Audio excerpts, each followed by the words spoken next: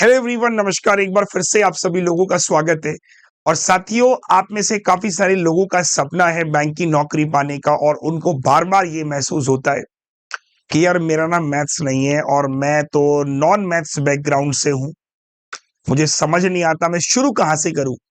आप यूट्यूब पे ना बहुत सारे लोगों का वीडियोस देखते हैं, उनसे इन्फ्लुएंस हो जाते हैं, फिर अपनी तैयारी को शुरू करते हैं और 3 महीने बाद आपको पता चलता है कि काश उस समय किसी ने ये बताया होता कि ऐसे ऐसे तू पढ़ ले, तेरा सिलेक्शन हो जाएगा। मैं हमेशा एक बात बोलता हूं कि जिंदगी में कामयाब वही लोग होते हैं जो चीजों को प्लान करते हैं समय से और एग्जीक्यूट करते हैं समय से। जो लोग समय के साथ चलते हैं बेटे, वही जल्दी कामयाब होते हैं।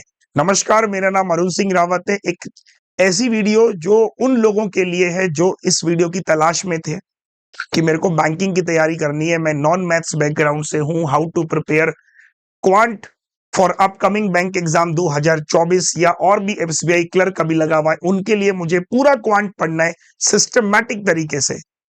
ये सिस्टमैटिक क्या होता है कि सिस्टमैटिक का मतलब होता है कि मेरे को कुछ नहीं आता भाई, मैं जीरो हूं, बिल्कुल जीरो भी छोड़ो, मैं तो मैथ्स में माइनस हूं।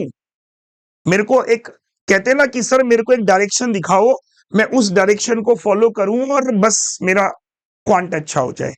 तो चलिए शुरू करते हैं। देखिए, बैंक एग्जाम्स का पहले सिलेबस क्या है उस पे नजर डालते हैं। ये आपके बैंक एग्जाम का सिलेबस है जो मैंने आपके सामने यहाँ पे लिखा हुआ है।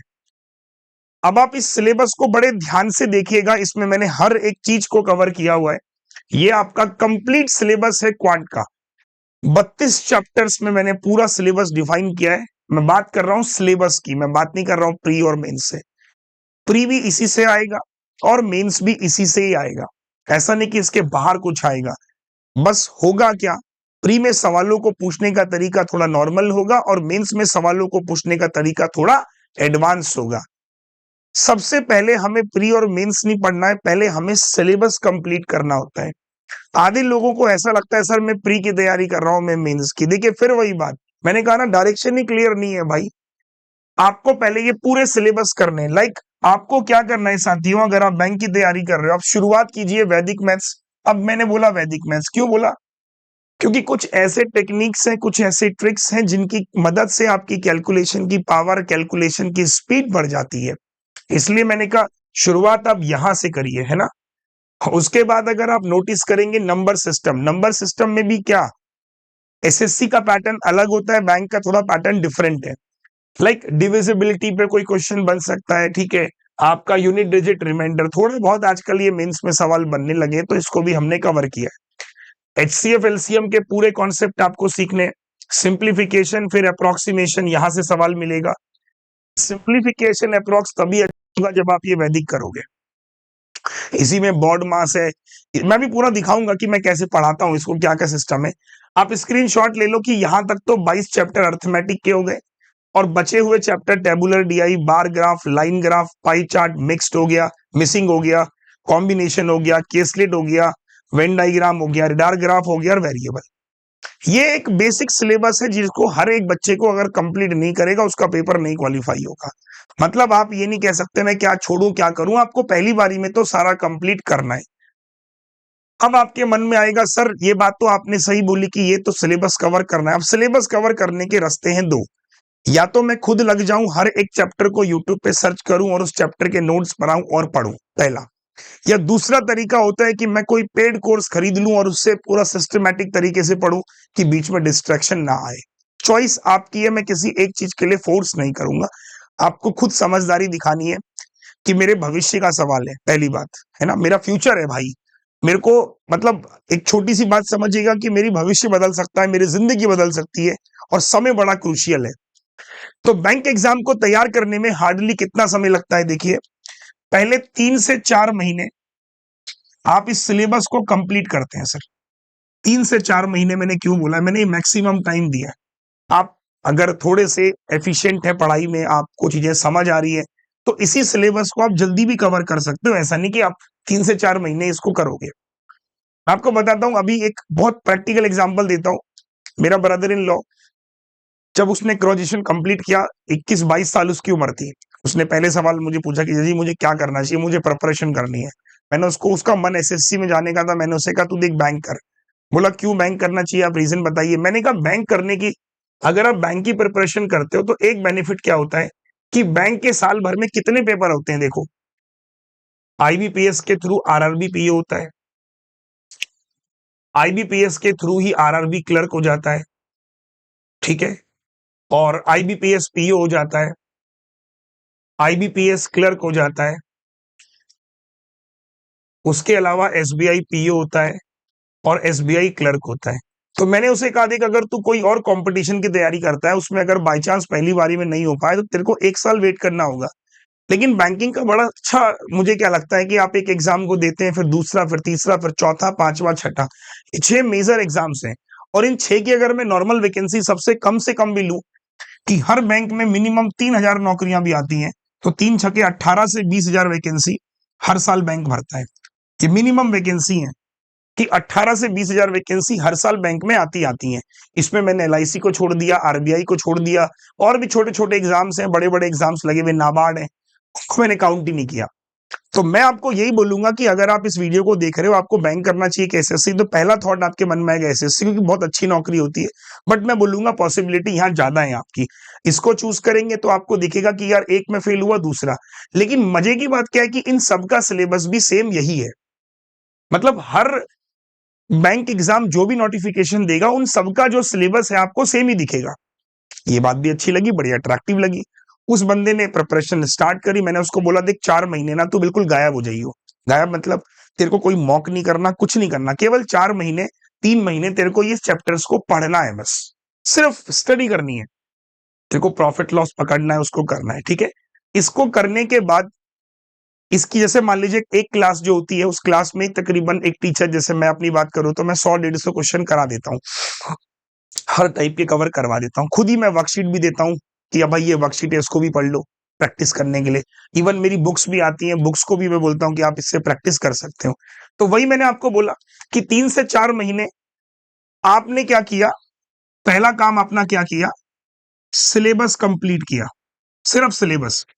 तो सिलेबस आपने कंप्लीट किया 3 से 4 महीनों में, या 3 महीने भी आप लिख सकते हो। सिलेबस कंप्लीट करने के बाद आपने एक चैप्टर पढ़ लिया, फिर सेकंड फेज में मैं बोलता हूं कि उन्हीं टॉपिक का रिवीजन, टॉपिक रिवीजन। अब टॉपिक रिवीजन के 2 सोर्स होते हैं सर। टॉपिक रिवीजन सबसे पहले आप कोई बुक खरीद सकते हैं, मेरा क्वांटम अर्थमेटिक का बुक है, फ्लिपकार्ट अमेजन पे मिल जाएगा, quantum arithmetic by Arun sir. या तो आप बुक लगा सकते हैं, या चैप्टर वाइज पीडीएफ मैं खुद देता हूं, वर्कशीट मैं खुद देता हूं अपने बैच में, वो आप ले सकते हैं। तो वर्कशीट हो गई, या फिर पीडीएफ हो गया, या फिर क्लास नोट्स, जो आपने क्लास करी उसी के क्लास नोट फिर से निकालिए, ठीक है। आपने क्या किया, जो एक बार सिलेबस कंप्लीट किया आपने, फिर उसको बुक से मदद लेनी है, पीडीएफ वर्कशीट से मदद लेनी है, लेकिन चैप्टर वाइज, मिक्स नहीं अभी भी। और क्लास नोट्स जो क्लास में पढ़ाए गए विदाउट एनोटेशन आप जाएंगे और उस क्लास नोट को फिर से सॉल्व करेंगे। जब आप सेकंड बार ये करते हो तो आपके अंदर एक आत्मविश्वास पैदा होता है कि यार ये चैप्टर, ये टॉपिक्स मेरे काफी अच्छे हो गए हैं, और कुछ चैप्टर्स में अभी पकड़ उतनी अच्छी नहीं है। फिर आप क्या कीजिए, एक लिस्ट बनाइए कि यार टाइम एंड वर्क अच्छा हो गया, लेकिन टाइम एंड डिस्टेंस अच्छा नहीं हुआ। तो जितने चैप्टर्स अच्छे हो गए उनको दूसरी कैटेगरी में डालिए, और एक दूसरी कैटेगरी में उन चैप्टर्स को डालिए जिनको आपको दोबारा पढ़ना है, फिर एक बार वंस मोर। आपको देखिएगा काफी सारे चैप्टर्स आपको सिंगल टाइम में समझ आ जाएंगे, कुछ चैप्टर्स रह जाएंगे जो समझ में नहीं आएंगे। अब आपको क्या करना है, तीसरे फेज में ये क्लासेस बंद कर देनी है, क्लासेस तो खत्म हो गई, अब वो टाइम आपका बचेगा। अब आप टॉपिक वाइज रिवीजन करने के बाद अब आप चलिए मॉक में, अब स्टार्ट कीजिए मॉक। और मॉक भी किसी एक पब्लिकेशन का कभी नहीं लगाना, क्योंकि मॉक टेस्ट में आप देख रहे हो बहुत डिफरेंट है सबके। आप 3-4 पब्लिकेशन खरीद लीजिए, हम भी आपको एक मॉक भी देंगे, ऐसा नहीं है।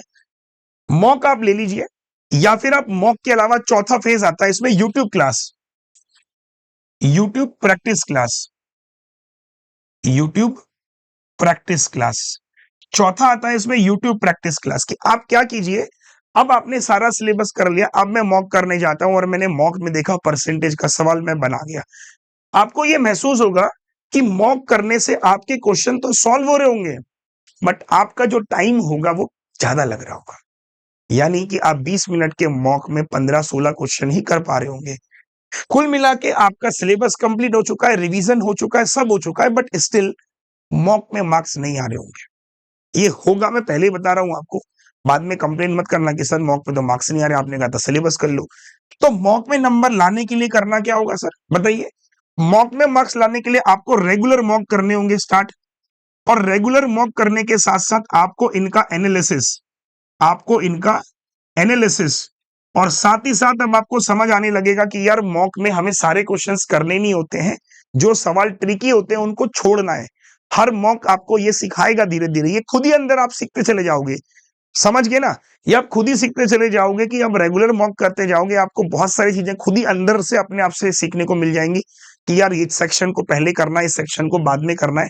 जब आप यूट्यूब की क्लासेस आओगे, यूट्यूब पे जब मेरी क्लासेस आप करोगे, मैं भी आपको गाइड करूंगा कि मॉक करते समय आपको ये स्ट्रेटेजी का ध्यान रखना है। तो ये एक पूरा का पूरा स्ट्रक्चर होता है पढ़ाई करने का, बैंक एग्जाम को तैयार करने का। जब आप यहां मॉक कर रहे होते हैं, ये कर रहे होते हैं, इसी बीच में मैं आपको बोलता हूं कि एक मेंस चैप्टर वाइज और स्टार्ट कर दीजिए, क्योंकि मैं ये आपसे नहीं बोलूंगा कि जब आपका प्री निकले तब आप मेंस की तैयारी करो। एक मेंस फिर से चैप्टर वाइज बैच, तो यानी कितने बैच करने हैं मुझे सर, 2 बैच करने हैं। पहले मैंने पढ़ा फाउंडेशन लेवल, यानी पहले मैंने पढ़ा सबसे पहले फाउंडेशन बैच। तो फाउंडेशन बैच में हमने सारा का सारा सिलेबस कंप्लीट किया। फाउंडेशन बैच करने के बाद ये पूरा एक सिस्टमेटिक उतार लीजिएगा, नोट कर लीजिएगा। रिवीजन किया, रिवीजन करने के बाद, रिवीजन करने के मैंने 3 सोर्स आपको बताए। पहला बताया मैंने बुक, क्वांटम अर्थमेटिक का मेरा बुक है, वो आप ले सकते हैं, डीआईपीडिया ले सकते हैं, और ब्रह्मास्त्र 3 किताबें, ठीक है मेरी।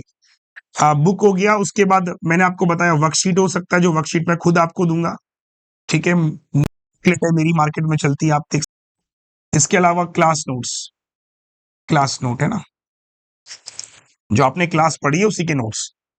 तीसरा आपने कहा कि सर इसमें मॉक स्टार्ट कर देंगे, और जब हम मॉक कर रहे होंगे इसी दौरान हम लोगों को क्या करना होगा, एक मेंस बैच, ठीक है। ये आपको शुरू कर देना चाहिए। मेरा मानना है कि ये एक परफेक्ट तैयारी है और एक परफेक्ट सिस्टमैटिक प्रिपरेशन है। ये एक ऐसी प्रिपरेशन है जिसमें आपका कोई डाइवर्जन नहीं है, जहां पर आप सिर्फ और सिर्फ अपने गोल की तरफ आगे बढ़ रहे हो एक नॉर्मल स्पीड से, है ना।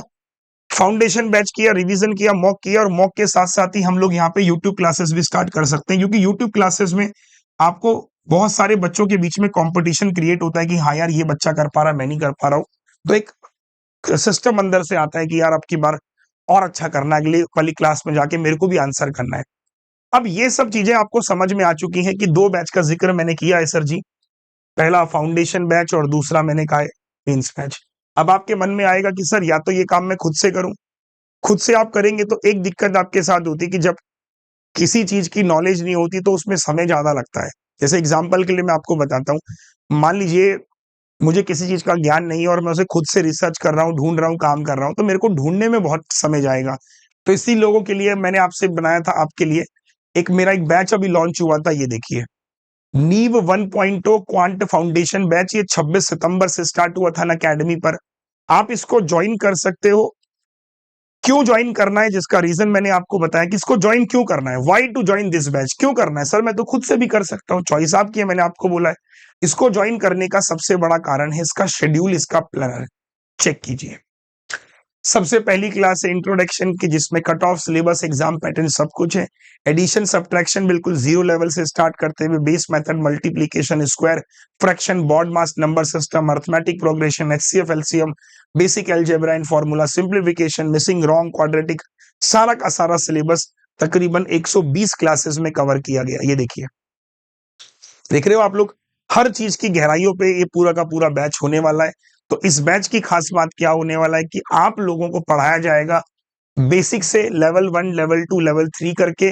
डेटा इंटरप्रिटेशन भी इसमें कवर होगा, स्पीड मैथ्स भी कवर होगा, 0 से हाई लेवल होगा, टॉपिक वाइज डीआई चलेगा, लॉजिकल न्यू पैटर्न के क्वेश्चंस होंगे, 120 क्लासेस होंगी, उससे ज्यादा भी हो सकती है ना। क्लासेस इसमें ऐड होती रहेंगी, टेंशन मत लीजिएगा।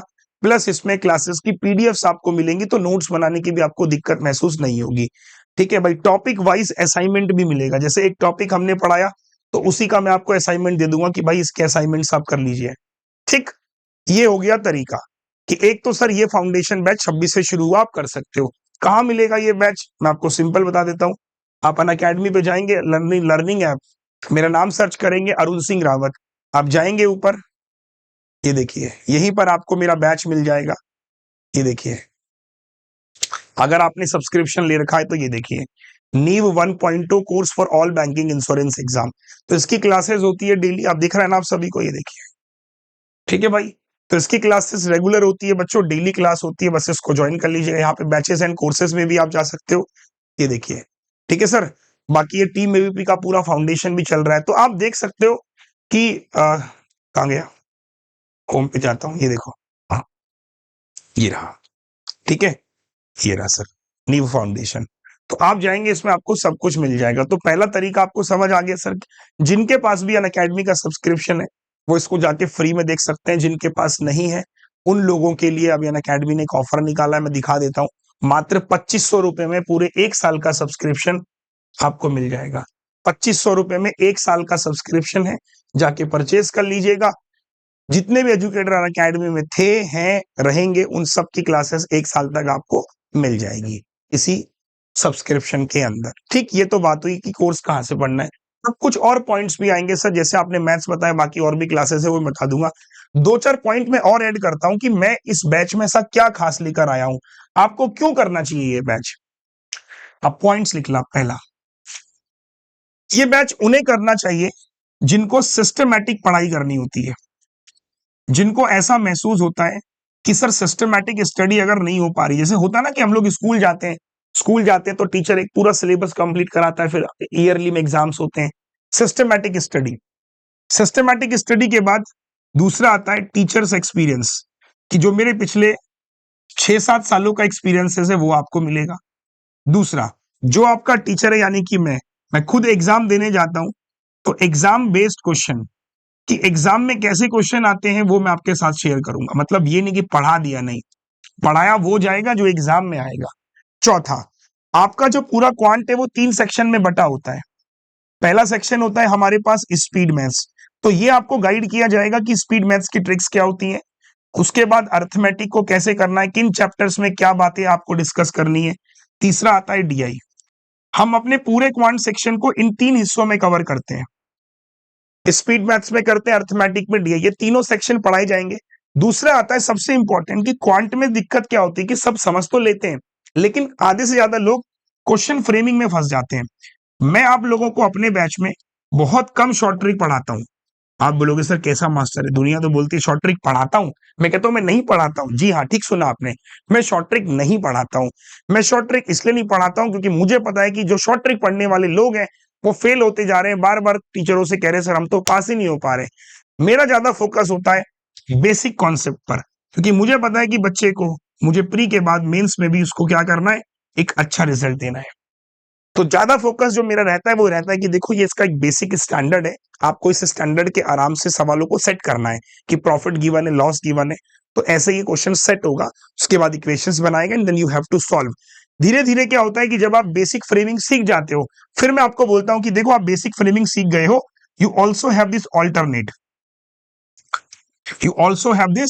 Alternate, method. ये तब जब आप सीख चुके हो कि भाई देखो इसको ऐसे भी तो पकड़ सकते हैं, जरूर थोड़ा ना है कि आप ऐसे ही पकड़ो। दूसरा, ऑप्शन के साथ क्वेश्चन को कैसे पकड़ना होता है, ऑप्शन के साथ सवाल सॉल्व कैसे किया जाता है, वो आपको इस बैच में मिलेगा। ठीक है, आप कुछ मत करना, एक सिंपल बोलता हूं कि बैंकर फाउंडेशन बैच मेरा काफी लोगों ने, हजारों लोगों ने मेरा बैंकर फाउंडेशन बैच किया था, उनसे मेरा फीडबैक पूछ लेना कि अरुण सर कैसा पढ़ाते हैं। आपको मेरा फीडबैक जानना हो, आप क्या कीजिएगा, बस मार्केट में ये पूछ लीजिएगा कि टीम एबीपी कैसा पढ़ाती है। आप किसी भी बैंक एग्जाम में जाए, बैंक में जाएंगे, आधे से ज्यादा लोग आपको उसमें दिखाई देंगे जो हमसे पढ़ते हैं या हमसे पढ़ के सेलेक्ट वहां के बैठे हैं। तो यही मैं बोलूंगा कि एक चीज आपको समझनी होगी, अगर आप एक सिस्टमैटिक स्टडी को करते हो, ठीक है, सिस्टमैटिक स्टडी के साथ आप चीजों को करते हो, तो आप पाएंगे कि 3-4 महीनों में मेरा सिलेबस कंप्लीट हुआ और 1 से 2 महीनों की जो सेल्फ स्टडी होगी मेरी, उस स्टडी को ध्यान में रखने के बाद जो अपकमिंग 6 महीने बाद मैं जो रिजल्ट दूंगा वो पहला ऐसा रिजल्ट होगा जो पहले मेरे फेवर में होगा, मैं नौकरी निकाल के आगे बढ़ जाऊंगा। जो बच्चे बोलते हैं ना फर्स्ट अटेम्प्ट में क्रैक किया, वो यही होते हैं। First they start study there syllabus, उसके बाद mock analysis and they give exam, सारे निकाल लेते हैं। आपको समझना होगा, चॉइस आपकी है। मैं ये नहीं बोल रहा हूं कि आप जबरदस्ती बैच में आओ, पहले आप सोच लो, विचार लो, क्योंकि मुझे पता है अभी नहीं आओगे, 3 महीने बाद फिर आओगे, क्योंकि 3 महीने बाद जब फेलियर लग रहा होगा हाथ में तो आपके पास ऑप्शंस नहीं होगा, तब आप ऑटोमेटिकली आओगे। विचार कीजिए, सोच लीजिए, आज जो समय है वो बहुत क्रूशियल होने वाला है आने वाले 6 महीनों में। तो जितने भी बिगनर्स हैं, ऐसे बच्चे हैं जो कॉलेज में हैं इस समय, उनसे भी मेरा कहना है स्टार्ट कीजिए अपनी प्रिपरेशन को। और बैंक एग्जाम को क्यों कीजिए, मैंने उसका रीजन भी बताया कि हर साल 18 से 20 हजार वैकेंसियां आती हैं और बहुत कुछ देके जाती हैं बच्चों को। वही एग्जाम में सेलेक्ट होता है जो चीजों को सिस्टमेटिक करके पढ़ता है। ऐसे 2 दिन महीने पढ़ने के बाद लोग सो जाते हैं, फिर आते हैं सर शुरू से शुरू करना है, ऐसे प्रिपरेशन कभी नहीं होती। मार्केट में आपने देखा होगा 2-2 महीने के भी कोर्स आते हैं, उन सब से वो सब दिखावा है, छलावा है। आज के बैंक एग्जाम की ऐसी स्थिति हो गई है, मैं खुद एग्जाम देने गया था IBPS PO का, मैंने खुद महसूस किया है कि वहां 12-15 क्वेश्चन करने के बाद बच्चा रो रहा था कि सर हो ही नहीं पा रहा है। और ये वो बच्चे 2-2 साल से तैयारी कर रहे हैं। मैं डरा नहीं रहा हूँ, समझा रहा हूँ कि जो तैयारी कर रहे हैं अगर सिस्टमेटिक नहीं कर रहे हैं तो फिर समय ज्यादा लग रहा है। तो ये एक परफेक्ट प्लान मैंने आपको दिया है। बाकी सिलेबस आप देख सकते हो कि ऐसे पढ़ाया जा रहा है, तो जितनी क्लासेस हो गई हैं वो आपको सारी रिकॉर्डिंग्स मिल जाएंगी। और अगर कोई कंफ्यूजन आपको लगता है तो आप इस वीडियो के नीचे कमेंट कर दीजिएगा। बाकी सब कुछ इसमें कवर है। और मतलब जो नॉन मैथ्स बैकग्राउंड हो, कोई भी हो, टेंशन आपको करने की जरूरत नहीं है। तो मिलते हैं अपनी क्लासेस में। लाइव क्लासेस की जो टाइमिंग होती है वो 11:30 AM होती है। ठीक है, चलो बाय बाय, टेक केयर।